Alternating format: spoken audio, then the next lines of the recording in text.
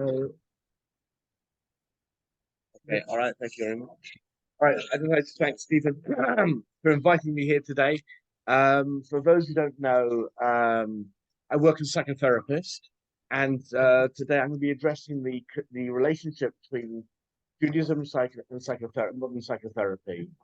My background before working in psychotherapy and counseling was working in outreach work for Asia Torah for many years. And I'd like to just address, just like I'm sure many people have heard talks on Torah and science and the interconnection. Maybe less people have heard about the relationship between modern psychotherapy and Judaism. And that's a question which I was basically challenged by in my own life when I made a switch from the rabbinical work to working in psychotherapy. And I was hit by a number of different approaches. And the question I had and the question I like to address is what is the connection and how does it work together? And what I like to suggest in this brief talk is that really many of the fundamentals of modern psychotherapy are found in our Torah sources. And what's more, I think, as we all know, psychotherapy is a Jewish conspiracy. Yeah, it's probably because we're very neurotic people. We kind of need a lot of counselling more than your average non-Jew. I once had my own counsellor who was actually a Catholic woman from Poland who'd worked in New York, and she said, you know, Jewish people have a propensity to psychotherapy. Yeah. In fact, all the therapists in New York are Jewish. So we know there's a very high proportion of psychotherapists and probably a very high proportion of Jews go to psychotherapists. Not that I'm advertising my services here. If you want my card after, no. So what is this relationship? So let's just start off with the Torah itself. We have the famous quote, Rossi Yetzer Hara Brossi Torah Tavlin. I've created the Yetzer Hara and I've created the Torah as an antidote. The Torah itself expresses itself as a mental health book. That if you follow the instructions over here, we're going to be mentally healthy and more than that. We're going to thrive. We're going to be able to protect ourselves. And this is what Musa Hasidus is about, particular emphasis on self-protection. But if we look at modern psychotherapy, which essentially addresses the same issue, I'd like to suggest there's thousands of different approaches. And I'd like to share maybe four of the major fields in psychotherapy, which I'm sure many people are aware of from just, it's just, common knowledge. Psychotherapy started by Freud. Freud himself was very pleased, had a group of Jewish secular people he was very pleased to get non-Jews involved in psychotherapy when it started. When Jung came along, he was overwhelmed having a non-Jew, and it's a field which is dominated by Jewish people.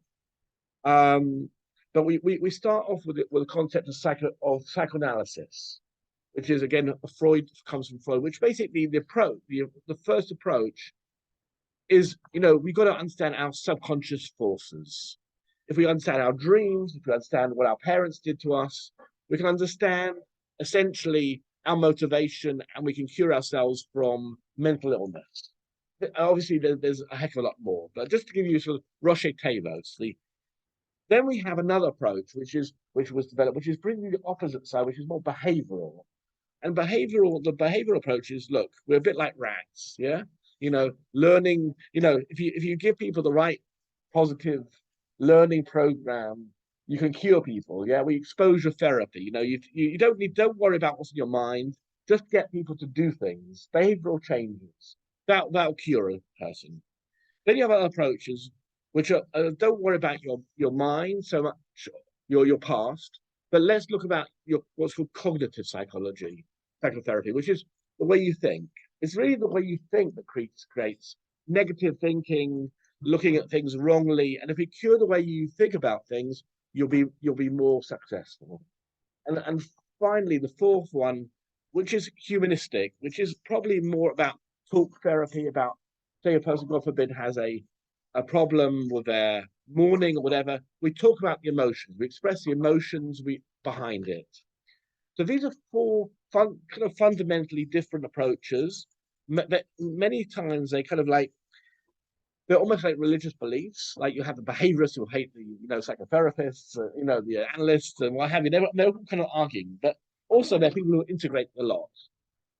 So I'd like to suggest an approach from Rav Yisrael Slanta that helps us to connect all of them together and actually integrate them. Rav Yisrael Slanta, as I'm sure we're aware, the founder of the Muslim movement. If we're looking for a Jewish psychologist, rabbi psychologist, maybe Yisrael Slanta is the example of the person who seeks to understand the psyche and understand how we perfect ourselves. I came across a three-stage approach, which I actually wrote this book on, which I'm not flogging at the end. In fact, I'm giving it. I've got very few copies. Like, if you like a PDF copy of it, I'm giving it away free. Yeah, I will send you emails for the rest of your life. No. As I'm sure you're aware, you give your email address across anyone. For the rest of your life, you're haunted by them. No, I don't do that. But if you would like a PDF copy, I'll send a piece of paper around so I can send you a copy of this. But I wrote this book based on this three-step approach and using it to integrate it to apply to anxiety, anger, a whole range of different mental health issues. But essentially, he says three things. He says there are three stages in perfecting yourself.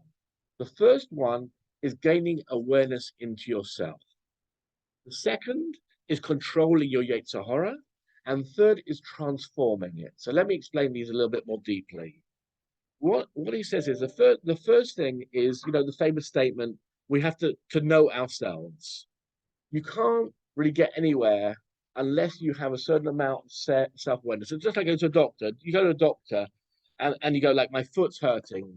They don't say to you, like, oh, here's a pill. Yeah. Just take this pill, it could be one of many things. So similarly, you've got to examine the foot. You've got to see, is it the way they're walking? Is it a muscle area? Is it arthritis? Whatever it is. So too with Rabbi Yisrael Slanta, he said you've got to understand yourself. Now, what I think is quite fascinating is that he spoke about understanding your subconscious drives before Freud. In fact, Judaism always had a concept of the subconscious or the unconscious way before Freud. And he brings a number of examples. Obviously, I can't give you all of them here, but he gives a beautiful example in the Midrash of Avraham when he went to bind Yitzchak. There's two Midrashim. There's one that he was crying and one that was happy. And he explains that both were true. On a conscious level, he was happy, but on an unconscious level, he was crying. He couldn't deal with, So we have that whole split going on. Now, he also gives it another famous example where he gives the example of a rabbi who has a son who he's a bit disgruntled with, who's not really going in the ways of his father, and a student who's a fantastic student, and they're both sleeping in his house that night, and a fire occurs in the house, and he wakes up in the middle of the night, and he has to save one of them first. Who does he save first? So what he explains is he saves his son first. Why does he save his son first? Because he's not consciously thinking when he goes out of bed. His unconscious connection to his son is so much deeper than his student. Even though maybe intellectually he loves his student more, he's disgruntled, he will save his son. That's what he suggests, because his unconscious natural forces are alerted when he wakes up, he'll do that. So basically what he says is we have to understand our unconscious deeper drives, and if we don't understand them, we'll be constantly hit by those motivations. So in some ways, what he's describing is a lot of what psychoanalysis is about, the first stage. Now, just to preface this, we know that Freud said many things which are contradictory to Jewish way of thinking. And again, there's a lot to say about that. But I think a lot of modern psychotherapy has moved on from this basically Oedipus complex that person wants to, we won't go into in detail, but one has a certain affinity to their mother. And that has largely been dropped. But the idea of the subconscious is very much prevalent. So the first stage is to understand yourself. The second stage is to control your, once you understand what's going wrong, just say a person gets angry easily.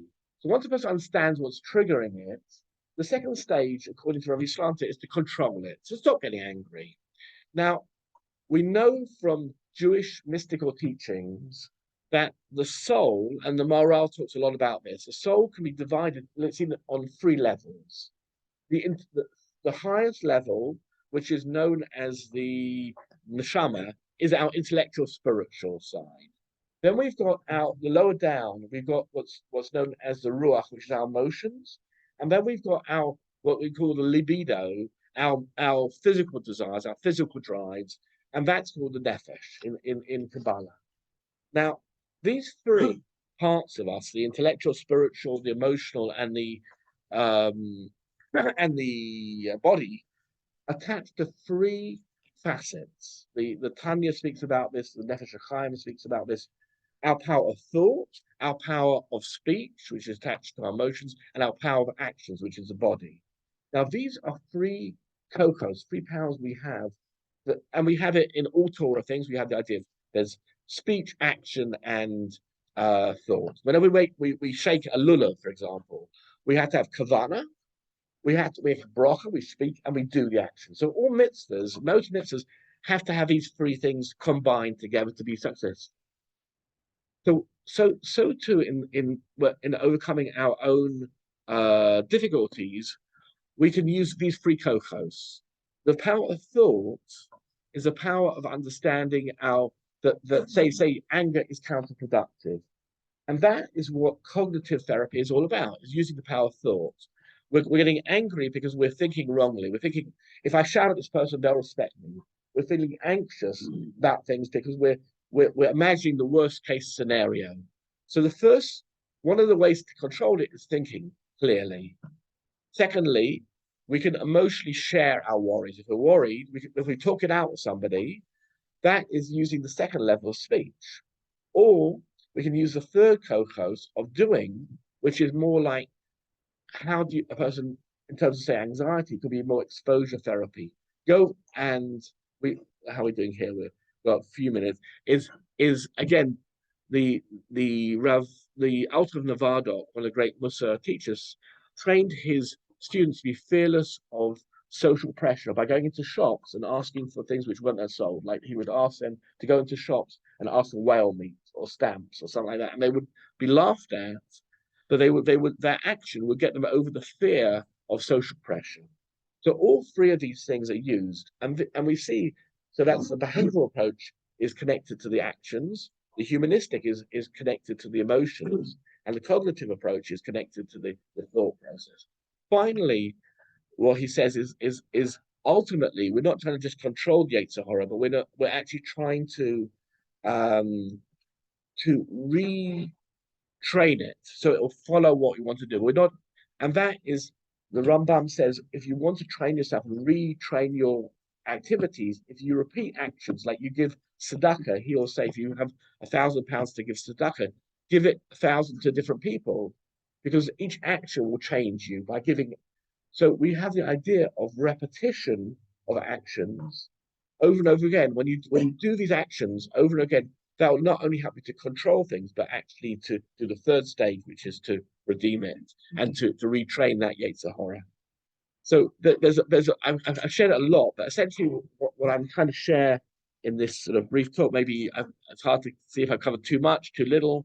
You know, there's a I think it's the Caduceus Levi who, when they talked about building the Beis Hamikdash, he said, how do you get such a large God into such a small house? It's kind of the same over here. It's quite a big topic. And if people are interested, I've got this book. I'm happy to answer any questions. If people are interested in like a copy of this on a PDF, what I do in this book, and again, I'm not flogging it, but I've sold out most of the copies.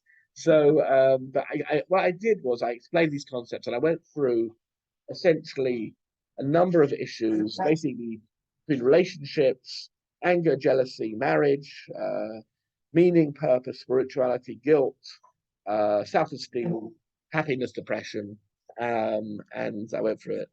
Can actually still get it on Amazon for about There's one left for £56, but for you guys, we can make deals. Maybe I can pass that round. If anyone's interested in getting a copy of it, I also have I'm vlogging myself. I also have a YouTube channel where I put a lot of different Aryeh Sampson, where I do a lot of psychological things. I particularly specialize in marriage, but I'm sure over here there's a lot of you can tell me about marriage. But Okay, I'd like to thank you, and I'd like to take any questions if there's any questions on anything. And if anyone would like to address, I have a friend who has this problem. It's always good introduction. Yeah. Okay. Nationally, young people, generation. What do you put? Is it social media? What do you call the? What do you think? That's a tremendous question. I mean, again, this is a PhD question. Yeah, but this is something which you can yeah. Look, it's going. I'd like to suggest. I discussed it actually with a certain other rabbi. I'd like to suggest that we're living. There's a book called the Age of Anxiety. I think the Era of Anxiety, which was actually written, I think, like about 40 years ago. We're living in very uncertain times. In the old days, people get a job for life. You get your job. 40 years later, we have security. Now, if you look at this on a psycho-spiritual level, Hashem is shaking the world. There's nothing that's secure in our life. The world, the economics, the politics, everything that we felt was holy and secure is being shaken. And now we know from a Torah point of view, this is about coming of Mashiach. But essentially, what we're doing, we're living in a very insecure world. Health problems are much more major. Every second person's got either anorexic or got ADHD or autism. We have a mass issue. The pressures that are put on kids and a teacher is just enormous. But my kids at school, we were fun loving. We didn't really care. Now at the age of 12, it's already, well, how are you going to be interviewed? What are you going to say? You're interviewed for your job. The financial pressures are enormous. We used to take, a year out. Kids are scared to take years out now because they're. So I'd just like to suggest that the levels of insecurity are so high now. I think the media, the phones and social media has just made things worse and created enormous bullying and what have you, which I'm sure everyone's aware of. But I think they say by the end of days, the only thing we will have to do, the whole world will self-destruct. Yeah. If you look at the Mishnah in Sota, which tells us at the end of days, we're in the end of days, and it says that marriages will be a problem. There'll be no respect for chachamim, any number of things, and the only thing you'll have to believe to hold on to is your Avinu b'Shamayim. I think as frum Jews, we're very fortunate that we've got something secure. But if you don't have a Torah way of life and a belief in God, you look at the world, it's a pretty scary place. And both on an individual level, so I'd like to suggest that's at least a beginning of an answer, if that makes any sense.